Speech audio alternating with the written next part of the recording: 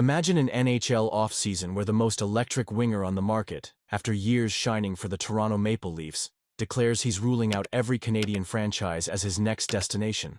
That's the seismic situation the hockey world is watching right now with Mitch Marner, Toronto's homegrown superstar and arguably the biggest prize of the 2025 free agent class. While most expected the usual flurry of interest from coast to coast, what's truly surprising are the teams Marner reportedly is leaving off his wish list. Anaheim, Detroit, Chicago, and Los Angeles headline the contenders for his services, but none of the 6 remaining Canadian franchises are expected to get a shot. Today, we unravel exactly why Marner's decision is creating headlines, what it means for NHL teams on both sides of the border, and how the free agency sweepstakes could rewrite the story of his career and the fate of several franchises. A superstar headlines the free agent market. Mitch Marner, 28, heads into free agency at the peak of his powers. After posting a career-high 102 points last season with the Maple Leafs, his blend of playmaking vision, defensive commitment, and ability to control the pace of a game has made him one of hockey's elite talents. He's the type of player teams dream of building around, and the type of player fans pack arenas to watch. According to Pierre LeBrun of TSN, there's little doubt.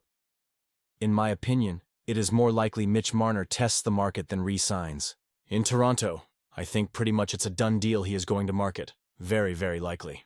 In other words, Toronto fans should brace themselves for a future without their star right winger unless a last-minute change happens. Marner's list. Canadian teams. Shutout. The twist that really has the hockey community buzzing? Marner's circle.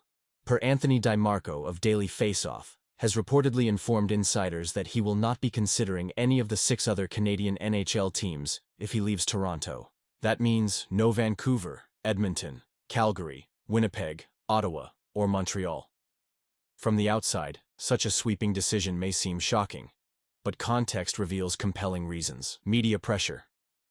Toronto's hockey microscope is relentless, and Canadian markets are famous, or infamous, for generating intense, sometimes overwhelming scrutiny. For a player who's felt the weight of expectation every day since being drafted, a change of scenery could relieve significant pressure.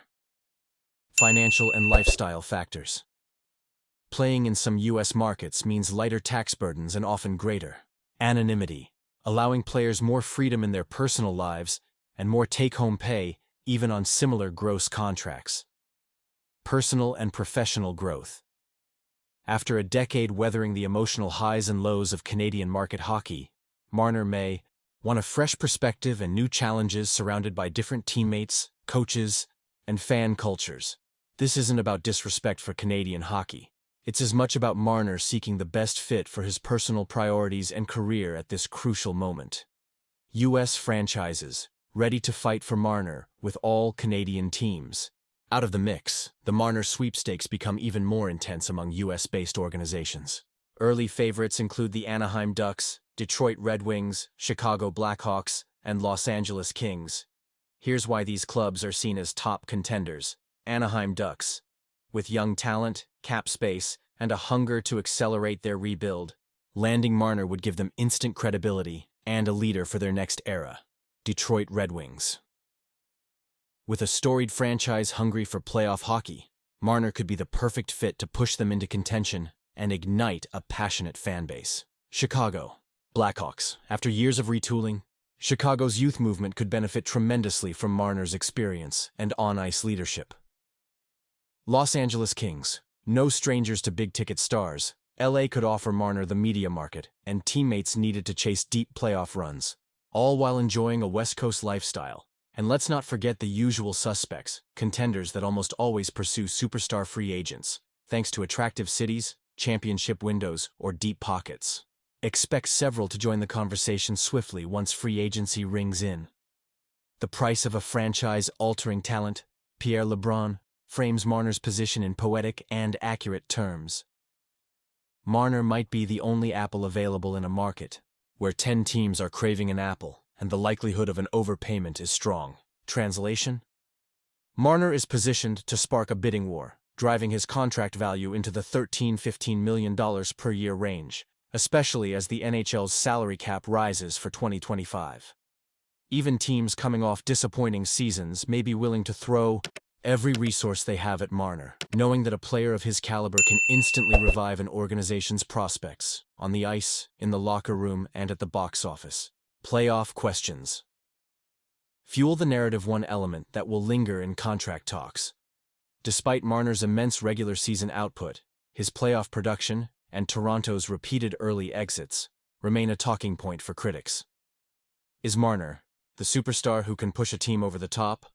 Or will postseason struggles temper the offers just enough to keep his annual average just under historic highs? For general managers, it's the million-dollar, actually multi-million-dollar question. How much of Marner's performance is a product of the Toronto pressure cooker, and how much potential could be unlocked with a new start and new supporting cast? What happens in Toronto? For Leafs Nation, the reality is setting in. Losing Marner for nothing would sting, not only for the offensive hole it leaves, but for losing a franchise face nearly a decade in the making. Yet cap space beckons, and Toronto's management will be under scrutiny about how to pivot and reshape the roster. Big shoes need filling, and big answers will be required for fans who've watched another playoff window close without the payoff of a deep run. The decision timeline, and what could still change for now. Marner hasn't made an official decision. As he told reporters, "In the next couple of weeks I'll sit down with my wife and we'll start talking, trying to figure out what's next." Still, with enough teams hot on his trail south of the border, it's hard to imagine a reversal on the Canadian exclusion, unless the market shifts in an unexpected way. Drama, speculation, and last-minute twists are all part of the NHL's July chaos, and Marner will be front and center through it all. Do you agree with Marner's choice? Now it's your turn. What's your reaction to Marner's bold free agency approach? Should Canadian teams have been given a shot, or is it the right move to seek a fresh start in new surroundings? Who do you see as the best fit among the U.S. contenders, and what does this signal for hockey's ever-changing landscape? Drop your take in the comments. If you've enjoyed this detailed breakdown and want even more exclusive hockey insights, hit that like button to let us know. Stay tuned. The Mitch Marner sweepstakes could still deliver plenty of surprises.